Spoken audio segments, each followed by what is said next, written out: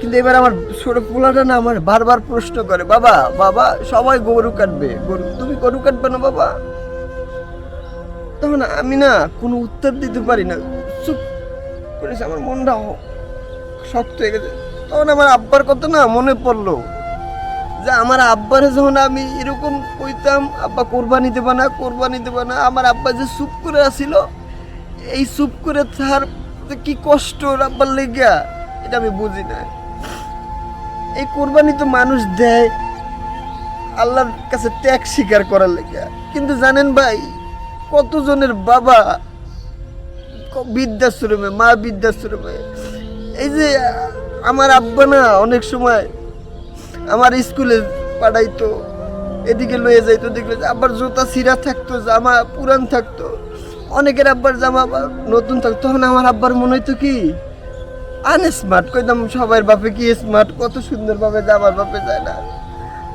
আজকে বুঝতে পারতেছি আমার বাপের জুতা ছিঁড়া ছিল কা, আমার বাপের পায়ে এত ফুসকা ছিল কা। আমার আব্বা তো নিজে কিছু পরে না, সব আমাগুলোকে ত্যাগ স্বীকার করে নিজের জীবন কোরবানি করিয়া আজকে আমাকে এত বড় বানাইছে। কিন্তু আব্বারে না আমরা ওই রকম সম্মান করতারি না, আব্বা আর আগেই না চলে গেছে। আব্বা আমাগুলোকে যত কষ্ট করতে করতে এই মাজার আর ক্ষয়ে গেছে, পার আর ক্ষয়ে গেছে। যখন ওর খাওয়ার সময় আমার আব্বা আর খাইতে পারে না, এর আগেই আব্বা দুনিয়া ছেড়ে চলে গেছে। আমার আব্বা অনেক ভালো আছিল। আমার আব্বা না যা চাইতাম আইনা রাত্রে বিছনার দ্বারা রাখিয়া দিত। আব্বা তোমার লাগে অনেক তর্ক করছি, তোমার লাগে রাগ দেয়া অনেক কিছু করছি, আব্বা মাফ করে দিও। বসের লাগে যখন অফিসে ঝগড়া হইতো, রাগ হইতো, তখন বসের কইতাম কি করবো না আপনার চাকরি, কেরবো না, বাড়ি যাবো গিয়া। কারণ কি কার ভরসায় কইতাম জানেন, কার সাহসে?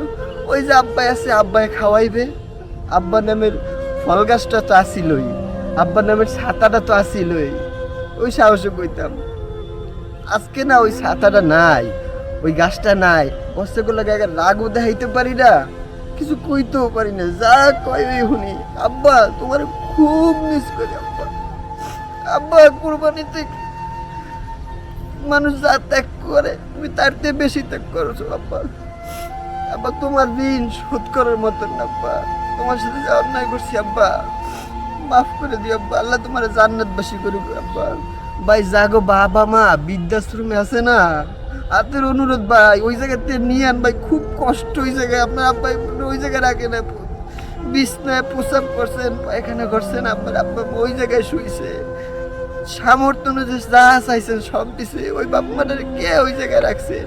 এই কোরবানি দিয়ে না কোনো লাভ নাই, এটা আল্লাহ কবুল হইবে না ভাই, ওনাকেও নিয়ে আন।